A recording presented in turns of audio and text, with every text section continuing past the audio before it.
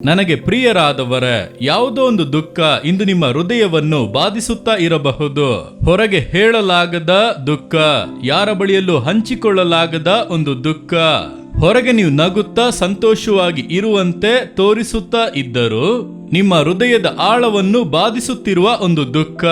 ಅದು ನಿಮ್ಮ ವ್ಯಾಧಿಯಿಂದ ಉಂಟಾದ ದುಃಖವಾಗಿರಬಹುದು, ಸಾಲ ಸಮಸ್ಯೆಯಿಂದ ಉಂಟಾದ ದುಃಖವಾಗಿ ಇರಬಹುದು, ಒಂದು ವಂಚನೆಯಿಂದ ಉಂಟಾದ ದುಃಖವಾಗಿ ಇರಬಹುದು, ಒಂದು ಸೋಲಿನಿಂದ ಉಂಟಾದ ದುಃಖವಾಗಿ ಇರಬಹುದು, ನಿಮ್ಮ ಕುಟುಂಬ ಸಮಸ್ಯೆಯಿಂದ ಉಂಟಾದ ದುಃಖವಾಗಿ ಇರಬಹುದು, ನಷ್ಟದಿಂದ ಉಂಟಾದ ದುಃಖವಾಗಿ ಇರಬಹುದು.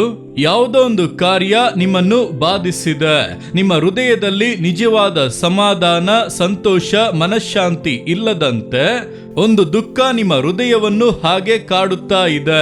ಯೇಸು ಅದನ್ನು ತಿಳಿದಿದ್ದಾನೆ. ನನ್ನ ಮಗನೇ, ನನ್ನ ಮಗಳೇ, ನಿಜವಾಗಿ ನಾನು ನಿನ್ನನ್ನು ಆ ದುಃಖದಿಂದ ಬಿಡುಗಡೆ ಮಾಡಿ ನಿಜವಾದ ಸಮಾಧಾನ, ಸಂತೋಷವನ್ನು ಕೊಡಲು ಬಯಸುತ್ತೇನೆ ಎಂಬುದಾಗಿ ಹೇಳಿಯೇ ನಿಮ್ಮನ್ನು ಇಲ್ಲಿಗೆ ಕರೆತಂದಿದ್ದಾರೆ.